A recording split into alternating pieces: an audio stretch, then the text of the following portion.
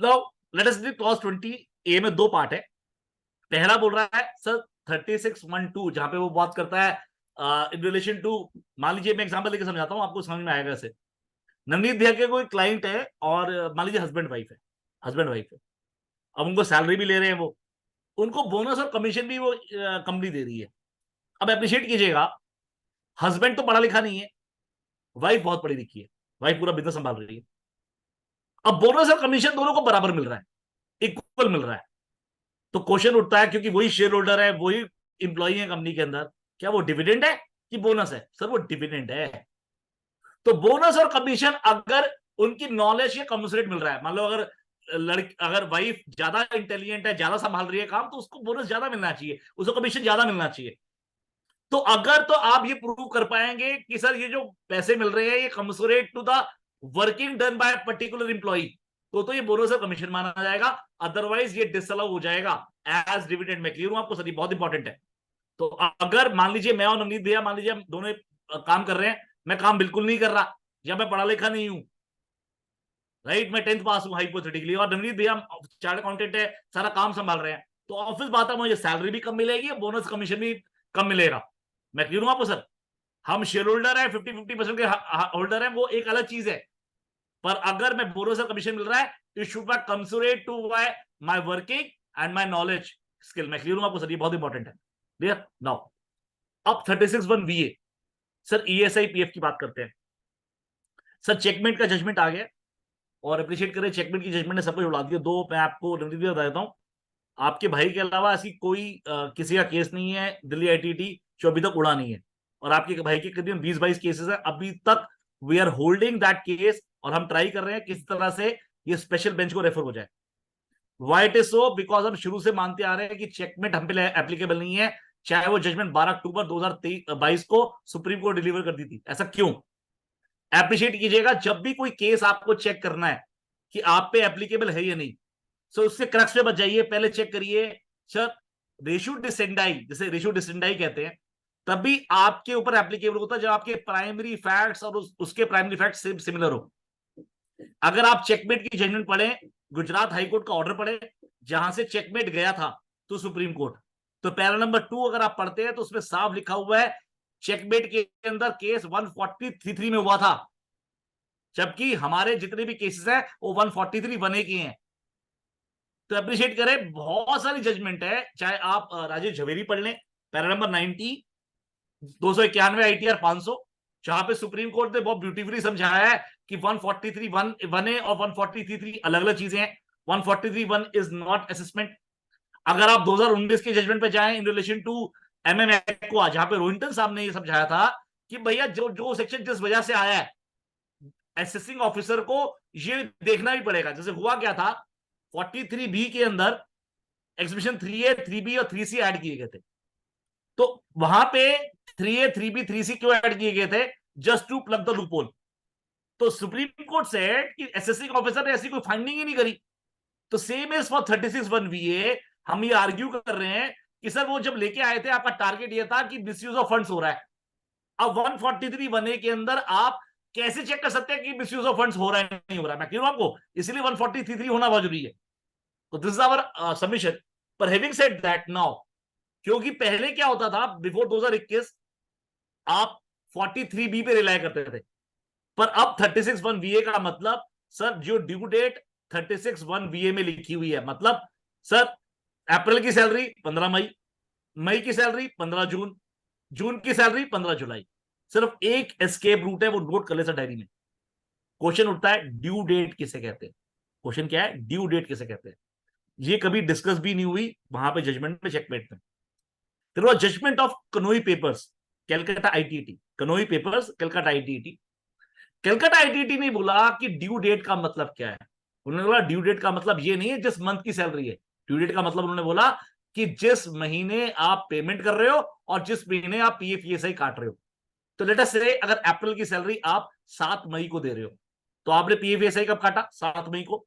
तो उसके महीने का मतलब 15 जून। तो अप्रैल के लिए 15 जून, क्योंकि सैलरी आप दे रहे हो 7 मई को।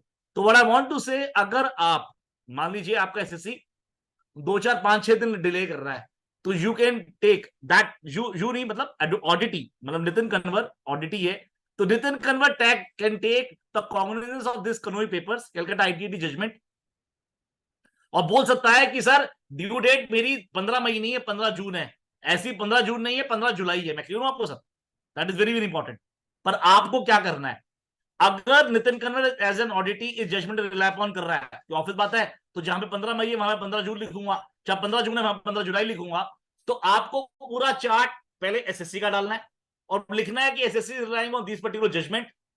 पर एक्चुअली में 36(1)(BA के हिसाब से सर चार्ट ये होना चाहिए, आपको दोनों व्यू देने पड़ेंगे। पहले मेरा व्यू बीइंग ऑडिटी, किस वजह से मैं ये जजमेंट दे रहा हूं वो भी देना पड़ेगा, और साथ के साथ एक्चुअली क्या हुआ है। अब आप बोलोगे सर कनोई पेपर्स क्या कहीं और किसी हाईकोर्ट में नहीं गया? Yes sir, same Kanoi papers की तरह एक अहमदाबाद आईटीएटी ने सेम इसी तरह का जजमेंट दिया था, पर that has been overruled by Gujarat high court. अब आप बोलोगे सर गुजरात हाईकोर्ट ने ओवर रूल कर दिया, why you relying on Calcutta ITAT? तो आपको याद है सर मैंने सबसे पहली जजमेंट, दूसरी जजमेंट क्या बताई थी? 88 ITR 192 supreme court vegetable products, और वेजिटेबल प्रोडक्ट्स में क्या बताया था? The view which is favouring assessee has to be taken.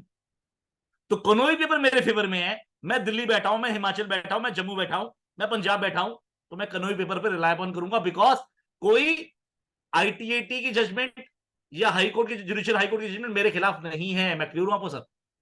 Clear? और मैं एसएससी हूं, मैं ये व्यू ले सकता हूं, पर आपको क्या करना है, आपको 3CA के 3 नंबर में, 3CB के 5 नंबर में दोनों के दोनों व्यूज बताने हैं। मैं क्लियर हूं आपको सर यहां तक?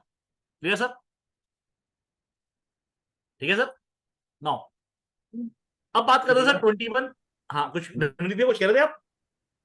हेलो। किसी पर्सन ने हाँ अशोक सर, अशोक सर। नहीं, just to understand again, suppose आप क्या बोल रहे हो, मानो अप्रैल का प्रोविडेंट फंड है, तो हम तो आज तक ये समझते थे कि 15 मई तक वो फाइल पेमेंट का ड्यू डेट है। तो कनोई पेपर में क्या बोला है, आप बताते हो? सर कनोई पेपर में उन्होंने बोला ड्यू डेट की बात करी, उन्होंने कहा ड्यू डेट का मतलब क्या है? उन्होंने कहा ड्यू डेट का मतलब है जिस टाइम पे आप पीएफ एसआई काट के जमा कराते हो और सैलरी को डिसबर्समेंट करते हो। मैं बोल तो रहा हूँ वही सर, मैं अगर आप एक मिनट सर, एक मिनट सर अशोक सर, अगर आपने अप्रैल की सैलरी अप्रैल में पेमेंट कर दी, कनोई पेपर नहीं लग पाएगा सर, प्लीज अप्रिशिएट कीजिएगा। अगर आपने अप्रैल की सैलरी मई में पेमेंट करी है, क्योंकि ओके डिसबर्समेंट आपने मई में किया है, पीएफएसआई भी डिसबर्समेंट के टाइम पे काटा है, प्लीज अप्रिशिएट कीजिएगा, राइट? तो ऐसे या केस में एक महीने आगे बढ़ जाएगा, ओके राइट? अगेन ओके मैं बोल रहा हूं सर, मैं अगेन आपको क्वेश्चन कर रहा हूं सर, अहमदाबाद आईटीटी ने सेम व्यू लिया था, but it has been overruled by Gujarat high court. Since Ashok ji आप बॉम्बे बैठे हुए, तो relying on 88 ITR 192 supreme court vegetable products, you can always say that the view which is favoring SSC has to be taken। और right again Ashok ji आप नहीं ले रहे, ये व्यू कौन लेगा? ऑडिटी लेगा। या और मैं आपको क्या बोल रहा हूं सर, आप 3C के 3 नंबर में, 3CB के 5 नंबर में दोनों के दोनों व्यू लिख दे। पहले राइट नितिन एज एन ऑडिटी क्या व्यू ले रहा है और किस जजमेंट रिलाई अपॉन कर रहा है, राइट सर? उसके बाद यस एक्चुअली में क्या होना चाहिए था, तो दोनों व्यू लिख दे। आपने दोनों बातें लिख दी, 3C के 3 नंबर, 3CB के 5 नंबर, आपका काम खत्म हो गया सर। ओके। इनका साइटेशन क्या है सर, सर फाइनल का? कॉन्वे पेपर्स का मैं अभी 2 मिनट में, एक मिनट रुकिए सर, मैं एक मिनट में, क्योंकि वी आर यूजिंग इट, मुझे एक मिनट दे दीजिए।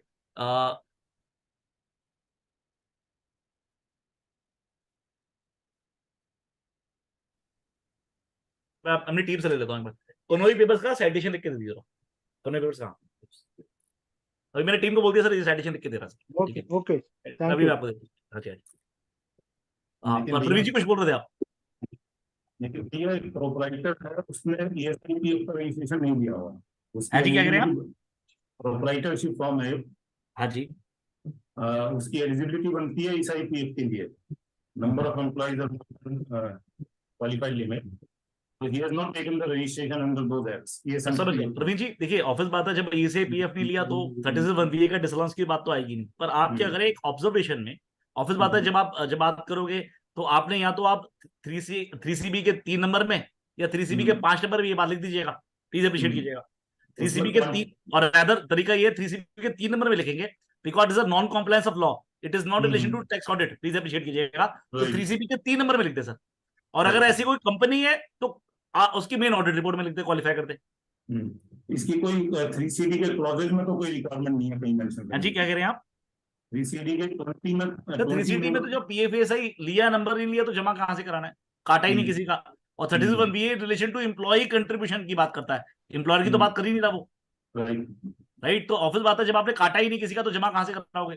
तो पर मैं ये कह रहा हूं, क्योंकि आपका पॉइंट एकदम ठीक है, और नो क्लार भी आ चुका है, आपको पता ही है। अब आपको साफ साफ नजर आ रहा है कि सामने नंबर नहीं लिया, तो 3CB का 3 नंबर जो ट्रू एंड फेयरनेस की बात कर रहा है बैलेंस शीट की, तो वहां पे रिपोर्ट करते हैं सर। तो ऐसे केस में इवन आपकी बैलेंस शीट में नोट्स अकाउंट्स में कंटीन्यूअस लायबिलिटी भी बनेगा सर। इसको क्वांटिफाई भी करना पड़ेगा। तो क्वांटिफाई भी करना पड़ेगा, यस, क्वांटिफाई भी करना पड़ेगा कि कितना कितना अमाउंट है, कितना, वो भी करना पड़ेगा। ठीक है।